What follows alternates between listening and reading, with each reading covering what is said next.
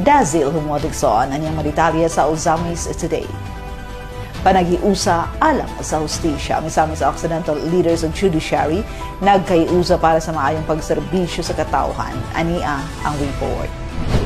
Sa unang higayon sa kasaysayan sa probinsya sa Misamis Occidental, nagkahiusa ang Provincial Government, Office of the Court Administrator ug mga lokal nga huwes alang sa usa ka masaysayan nga strategic and collaborative dialogue with the Supreme Court on local court concerns nga gipahigayon adlong Martes, Oktubre 7, 2025 sa Aya Hotel and Residences sa lungsod sa Clarin. Ang kalihukan nga may temang Fostering Justice Unitedly nagtuyo sa pagpaligon sa kooperasyon tali sa hudikatura ug sa lokal nga paggamhanan aron mas mapasiugda ang epektibo ug matidud-anong paghatag hustisya sa tanang mesamisnon. Gipangunahan ang maong panagtigom ni Governor Henry S. Uaminal kauban ang mga mayor sa nagkalain-laing dakbayan ug munisipalidad sa probinsya. Lakip si Ozamis City Mayor Sam Norman G. Fuentes, mga huwes ug ang Supreme Court Administrator Honorable Maria Teresa Dolores Gomez Estoesta uban ang mga representante sa Judicial Region 10.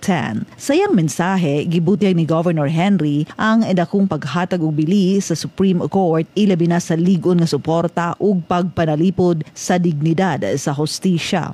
My days in Congress, I valued very much how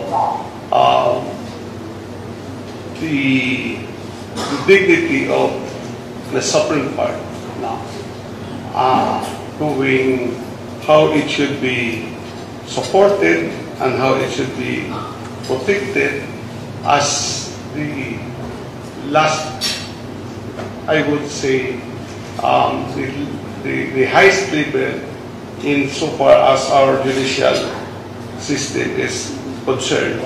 Gipaday usab sa gobernador nga tungod sa makasubo nga mga panghitabo nga nakaapekto sa seguridad sa mga huwes sa Mindanao sa panahon pa nga kanhi siya kongresista naningkamot siya alang niini. Rason nga sa pag-assume niya isip governor ni atong tuig 2022 mas gipahugtan pa niya ang suporta ngadto sa judiciary.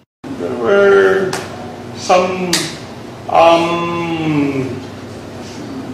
incidents that happened here in Mindanao which convinced me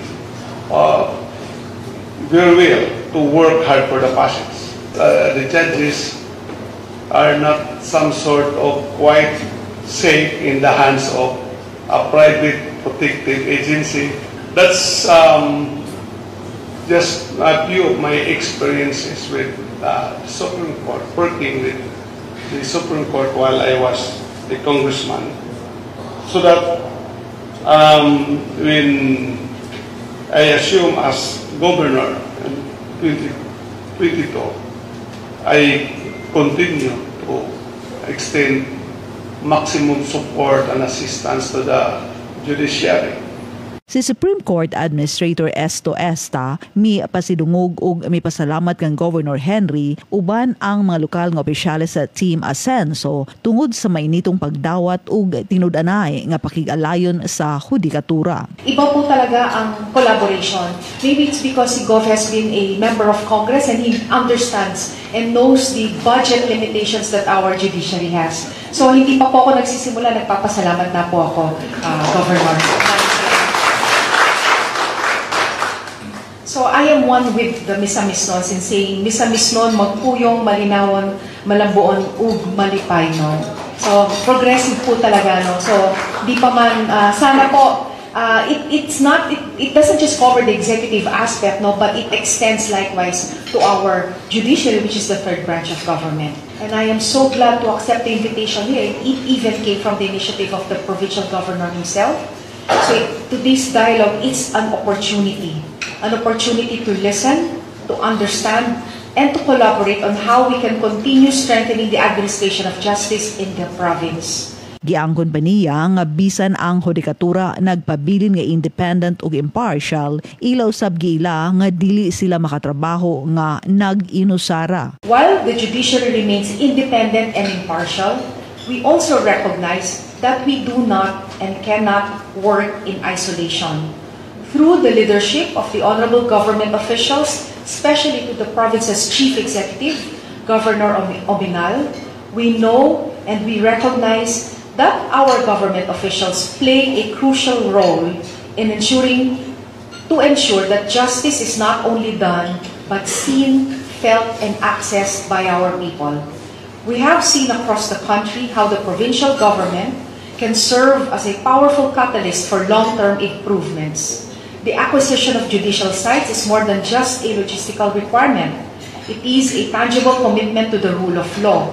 And when local governments work hand-in-hand with the judiciary to build these halls of justice, they are in essence building pillars of democracy in their own communities, our own communities. Busad ako ang iyang pasalamat ug pag-ila sa gipakitang paningkamot ni Governor Henry nga bukas sa koordinasyon isip pagpakita nga ang access ngadto sa hustisya mao ang sukaranan sa kalinaw, kaayuhan ug inklusibong kauswagan. Governor Ominal, we recognize and deeply appreciate your efforts and your openness to collaborate with us. Your presence here affirms your administration's understanding that access to justice is fundamental to peace, order, and inclusive development. Your leadership can truly make a difference in turning long-standing infrastructure gaps into opportunities for lasting solutions. Ang makasaysayanon nga strategic and collaborative dialogue with the Supreme Court and local court concerns nagpasabot sa padayon nga pagtinabangay tali sa hudikatura ug sa lokal nga pagamhanan aron mas mapaligon ang serbisyo sa hustisya ug kalinaw. Alayon sa tumong sa Team Asenso Administration nga magpadayon ang pag-asenso ug paglambo alang sa tanan.